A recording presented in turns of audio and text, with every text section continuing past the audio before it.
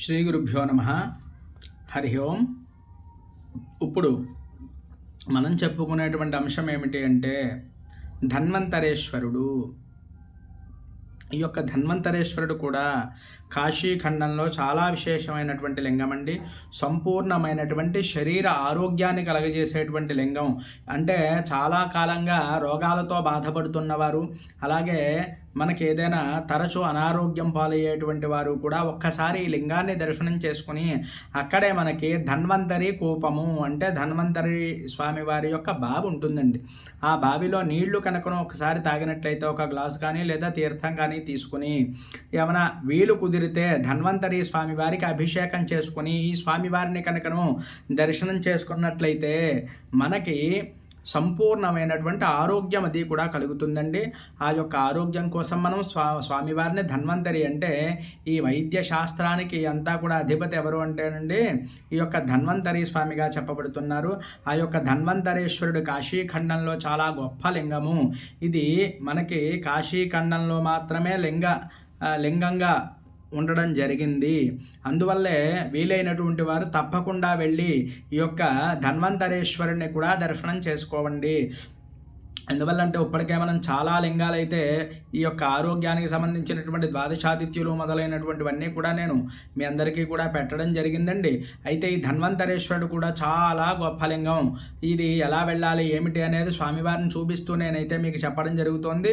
మీరు అవకాశం ఉన్నవారు తప్పకుండా వెళ్ళి దర్శనం చేసుకోండి. అవకాశం లేనివారు ఈ యొక్క వీడియోలో అందరూ కూడా దర్శనం చేసుకోండి. ఇంకా మన ఛానల్ని ఎవరైనా సబ్స్క్రైబ్ చేయకపోతే సబ్స్క్రైబ్ చేయండి. ఈ వీడియో ఎవరికైనా ఉపయోగపడుతుంది అంటే షేర్ చేయండి. అలాగే ఈ వీడియో మీకు నచ్చినట్లయితే లైక్ చేయండి.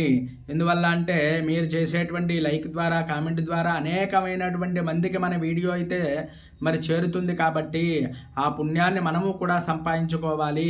ఎందువల్ల అంటే ఈ యొక్క వారణాసిలో ఒక లింగాన్ని మనం దర్శనం చేసినా స్పర్శ చేసినా స్వామివారిని ఎంతో కొంత మనం సేవించినా ఆ పుణ్యానికి భగవంతుడు కూడా వెలకట్టలేడు. అటువంటి బ్రహ్మాండ క్షేత్రాల్లోనే గొప్ప క్షేత్రం ఏది అంటే ఈ యొక్క వారణాసి కాశీ క్షేత్రము.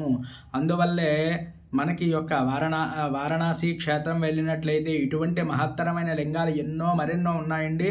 అది అందరూ కూడా మనకి ఆసక్తి ఉన్నవారందరూ కూడా తప్పకుండా వెళ్ళి దర్శనం చేసుకోవలసినటువంటి లింగాలు ఇవన్నీ కూడాను.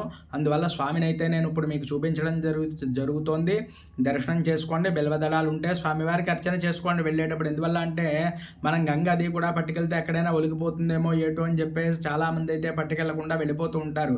కనీసం మరి బిల్వదళాలు అయితే మన బ్యాగ్లో కానీ సంచిలో కానీ పెట్టుకుని వెళ్ళిపోవచ్చు. మనం ఒక్క దళం వేసి స్వామివారిని మనసా వాచా కర్మణ ప్రార్థన చేసుకుని శివ పంచాక్షరి జపాన్ని ఉచ్చరిస్తూ స్వామిని దర్శనం చేసుకున్నట్లయితే మనకి సంపూర్ణమైనటువంటి ఆరోగ్యం కలుగుతుందండి. ధన్వంతరి స్వామివారు ధన్వంతరి లింగం ఇది.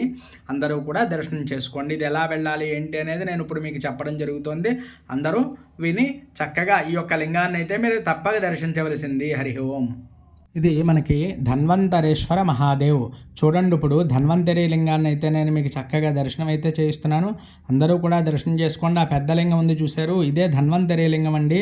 అక్కడ మనకి ఇది ఎక్కడ మనకి దర్శనం ఇస్తుంది అంటే అండి మనం కాలభైరవుడు ఎదురుకుండా మనం చాలా వీడియోలు అయితే అక్కడ చేయడం జరిగిందండి.